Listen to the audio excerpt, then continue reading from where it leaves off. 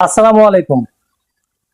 আপনার ইউটিউব চ্যানেলে video upload করার পূর্বে 3টি কাজ করে ভিডিও আপলোড করুন, তাহলে আপনার সেই ভিডিওতে ভিউজ আসার অনেক চান্স কিন্তু বেড়ে যাবে। তো গাইস, আপনার ভিডিও আপলোড করার পূর্বে কোন 3টি কাজ করে ভিডিও আপলোড করবেন সেই প্রসেসটি মূলত আমি আপনাদের একদমই ক্লিয়ার করে দেখিয়ে দেব। অনেকে আছে একটি ভিডিও বানিয়ে একটি টাইটেল লিখে ইউটিউবে আপলোড করে দেয়।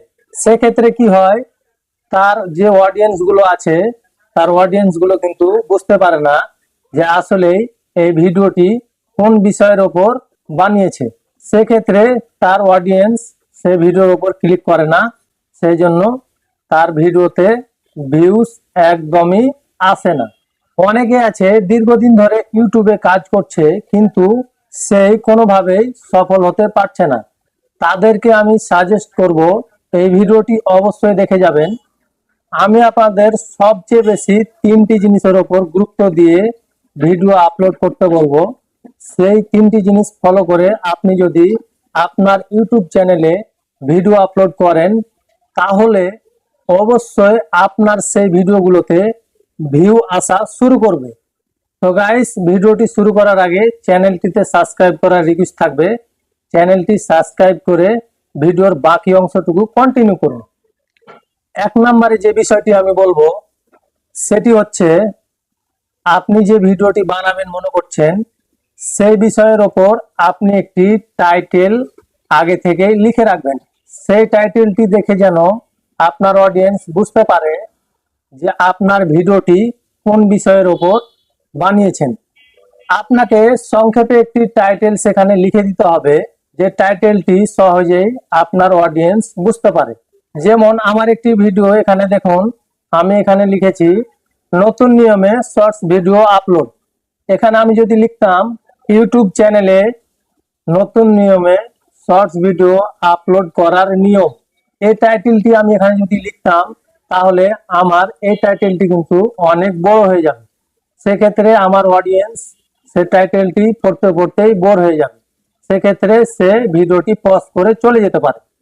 তো আমি এখানে সংক্ষেপে লিখে দিয়েছি নতুন নিয়মে শর্টস ভিডিও আপলোড।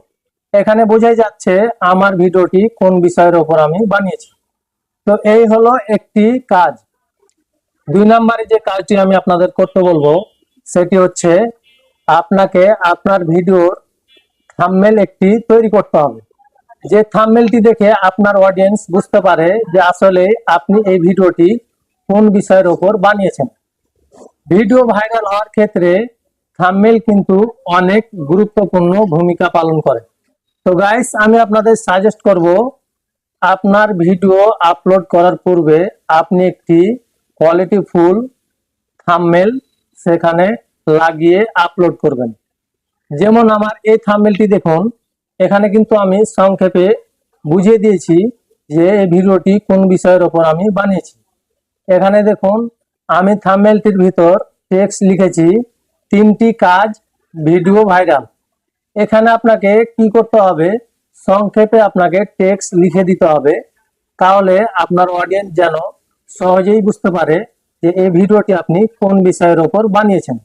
এখানে যদি আপনি সাপোজ লিখতেন কোন 3টি কাজ করলে আপনার ভিডিও ভাইরাল হবে, তাহলে কিন্তু আপনার সেই লেখাটি পড়তে পড়তে আপনার অডিয়েন্স পজ করে ভিডিওটি চলে যাবে। আরেকটি বিষয় আপনি লক্ষ্য রাখবেন, আপনার ভিডিওর টাইটেল এবং থাম্বনেলের সাথে অনেকটাই যেন মিল থাকে। 3 নম্বরে যে কাজটি করবেন সে কাজটি হচ্ছে, আপনার ভিডিওর থাম্বনেল এবং টাইটেলের সাথে আপনার ভিডিওটি যেন অনেকটাই মিল থাকে। আপনার ভিডিওর থাম্বনেল এবং টাইটেলের সাথে মিল রেখে আপনাকে কোয়ালিটিফুল ভিডিও আপনাকে তৈরি করতে হবে। আপনার ভিডিওর টাইটেল এবং থাম্বনেলটি দেখে আপনার অডিয়েন্স যখন আপনার ভিডিওর উপর ক্লিক করবে, ক্লিক করার পর আপনার ভিডিওটি যখন ফুল ওয়াচ করবে, তখন ইউটিউবের অ্যালগরিদম মনে করবে এই ভিডিওটি অনেক কোয়ালিটিফুল। সেক্ষেত্রে আপনার ভিডিওটি আরো অনেক অডিয়েন্সের কাছে পৌঁছে দেবে। এভাবে কিন্তু আপনার ভিডিওতে ভিউ আসা শুরু করবে। তো গাইস, আমি আপনাদের সাজেস্ট করব এই 3টি জিনিস আপনি ফলো করে ইউটিউবে ভিডিও আপলোড করুন, তাহলে আপনি কোনো না কোনো দিন ইউটিউবে আপনি সাকসেস হয়েই যাবেন। তো গাইস, এই ছিল মূলত ভিডিও। আজকের মতো আমি মাহবুব এখানেই বিদায় নিচ্ছি। দেখা হবে কোনো পরবর্তী ইন্টারেস্টিং ভিডিও নিয়ে। ততক্ষণ সুস্থ থাকবেন, ভালো থাকবেন। আল্লাহ হাফেজ।